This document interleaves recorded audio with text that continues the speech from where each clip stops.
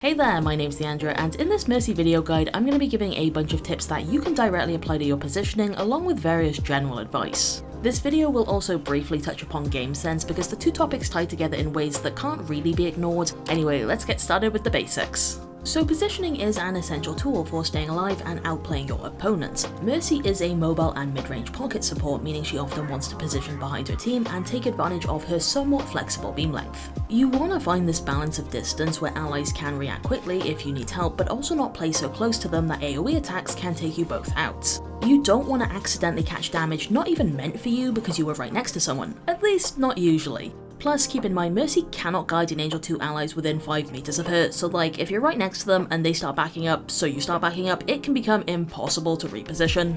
My biggest tip is do what you can to make it hard for enemies to get to you.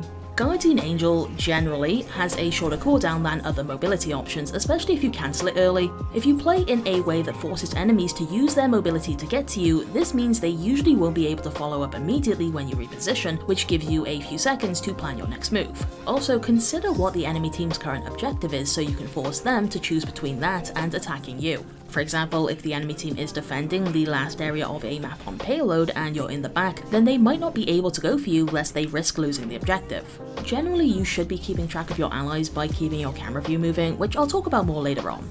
Basically, the more you're aware of where your allies are playing from, the more options you'll have for escape routes. For example, here, my team has a Widow, and since I cannot see her, she must be behind me somewhere. Keep an especially close eye on your other support as well. For starters, you might need to help them if they're under pressure, but also because they'll probably be in a safe position themselves and therefore a good escape route. A lot of players suggest that the enemy should not be able to see Mercy, which isn't wrong, but it does mean you need to get your information about your opponent from elsewhere, because otherwise you could end up being caught off guard. In this situation, Winston couldn't see Mercy, but he could see her beam, which is enough to indicate her position. When possible, you want to get information from sound effects, I'm here to support.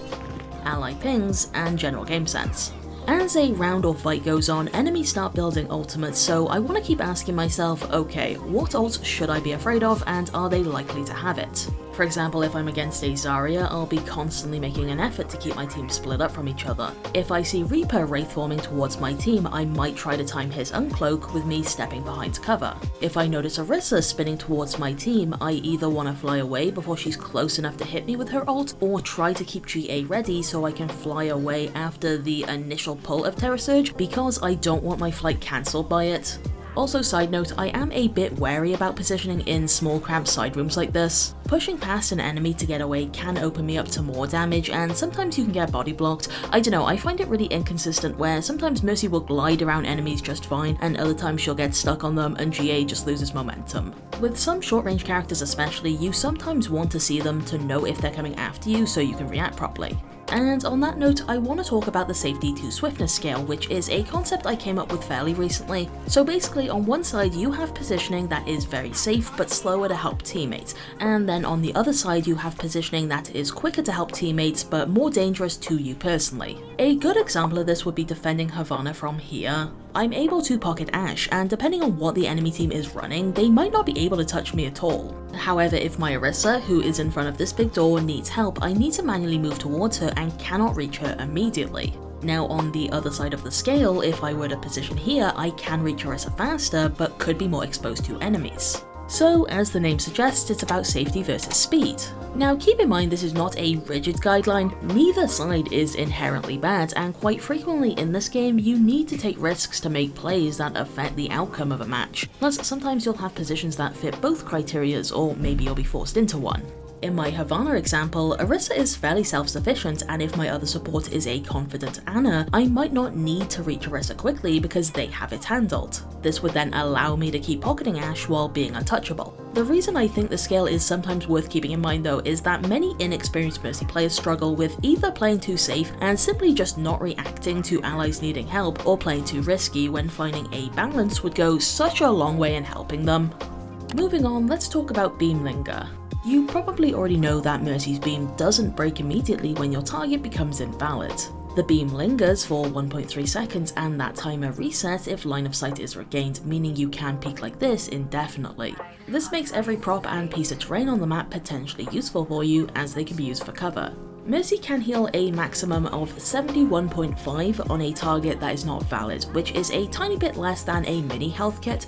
This means for squishies especially, you can sometimes get your beam attached to them, fall behind cover and top them up before your beam breaks. Another thing I like to do is Guardian Angel step into behind cover to break line of sight while it's on cooldown, then reposition again like this. Also, if I'm on high ground and someone attacks me, I sometimes like to drop down, hoping they will follow me so I can fly back up.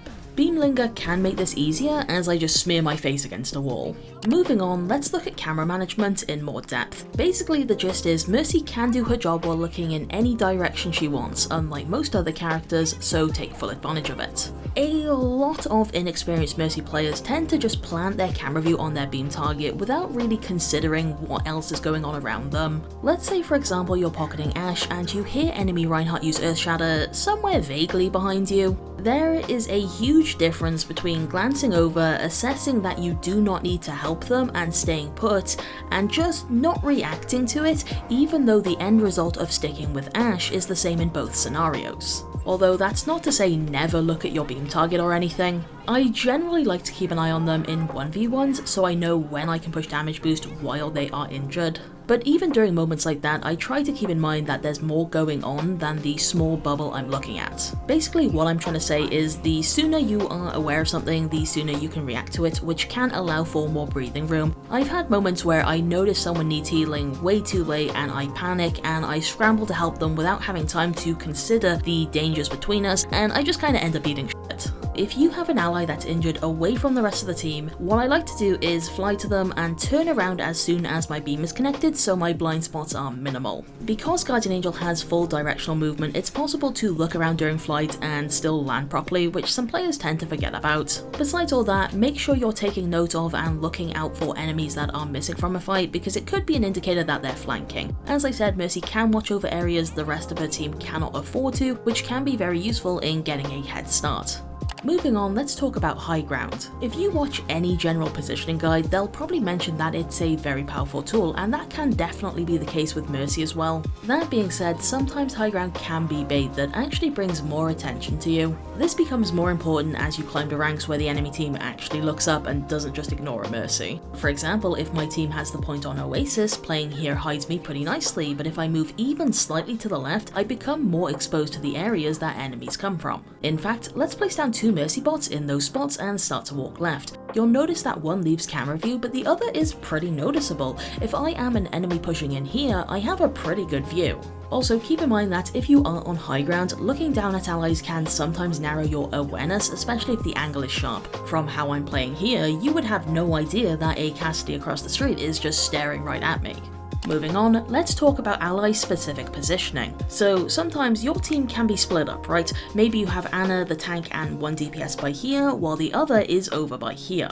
Personally, when my team is apart, I generally try to make sure there's a support with each group, assuming the other has enough healing output for that to work. You might not like an ally playing on their own, but their likelihood of survival and success is increased so much if they have a support with them. Generally when this happens, as I said earlier, I try to keep an eye on the other group and position in a way where I can get to them fast if they suddenly need me more, or if my solo DPS dies and I need to quickly escape.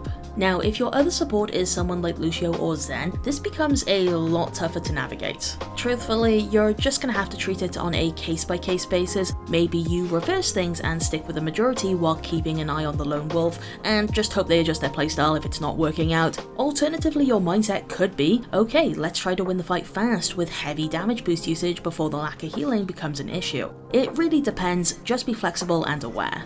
When my team is pushing a payload or robot, I really try to be forward and enabling my teammates that are making space instead of just sitting on the cart, which is often a waste of mercy. When the choice is between 3 on payload or 2 on payload but I push up, I'm almost always picking the latter. Sometimes you'll have team compositions that are like Sombra and Tracer for DPS, basically pairings where neither target is a great anchor for Mercy, which can make things kinda tough. Usually when this happens, I think to myself, oh, I should probably switch off Mercy, and then I don't because I'm a disgusting one-trick. If you are the same way, besides everything else I've mentioned so far, use your Beamlinger more aggressively and offensively by blue beaming allies like Tracer that are about to dart out of range. Also, keep in mind your tank is probably a pretty decent damage boost target as well, plus it's not always impossible to aid allies in aggressive positions either. As for playing with flying heroes, as I've said in a few videos now, because I'm confident in estimating the max length of Mercy's beam length, I will often try to play from the floor or behind cover if I can. If that is not an option, or if I'm just getting pressured too much on the floor, I will try to do the same thing in the air or make my movement unpredictable. I'll try to do this with a mixture of fast falling, falling on rooftops, GA cancels, and jumps behind cover. If I can cancel GA while pocketing flying heroes, I'll do so to keep the cooldown short so there's less chance of me being left behind. Moving on, Valkyrie Positioning. I'll cover this one quickly because, to be honest, I usually have the same sort of rules for when I'm ulting and when I'm not. Because Mercy gets double beam length, you can usually play from a good distance or from behind cover in the air. That being said, if I am positioning from quite far away, I need to watch carefully to make sure my chain beams are actually hitting the correct targets because it can be a bit hard to see sometimes. I try to position in a way where I wouldn't care if enemy soldier or Cassidy started ulting halfway through my Valkyrie, because I've already considered that when selecting my location. Also, you know how if you slingshot or super jump during Guardian Angel, the ability stays active for longer? Well, that doesn't really seem to be the case during Valkyrie, at least not to the same severity. This means if you're like stalling or something, you can still ping pong about pretty well. Besides that, remember to spend the last few seconds of Valkyrie deciding where you want to position once it's over and you no longer have free flight. I see some Mercy players tunnel vision during Valkyrie and they end up falling above the fight once it's over because they just weren't thinking about it. If you wanted to play on high ground afterwards, it's better to just fall on it rather than to the ground and then super jump up to it, you know? And last of all, let's talk body blocking real quick. Basically, this is a niche and somewhat dangerous move where you place yourself between an ally and an enemy to tank the damage for them. Ideally, you should do this when your ally is already injured so you can then heal off them. I mostly like to body block things that force my allies to be stationary, so like my Cassidy ulting or my Pharah ulting, or low amounts of damage like a Widowmaker trying to finish off a teammate with her SMG. My two main pieces of advice for body blocking are: 1, please practice this in quick play first where there's no consequences for it going wrong unless you're like super confident, and 2, make sure you have a backup plan that you can switch to immediately if things start going poorly. Basically, as we talked about earlier, just keep allies in mind for escape routes. Also, I would say that body blocking is a lot more viable in Valkyrie if your chain beams are hitting multiple allies, since you can then heal an okay amount while doing so. And there we go, that's all from me. I thought about waiting until Season 6 Invasion to do any big guides, but this one just kinda got stuck in my head. Thank you so much for watching, remember to look out for Lifeguard Mercy when she comes out, and have a nice day!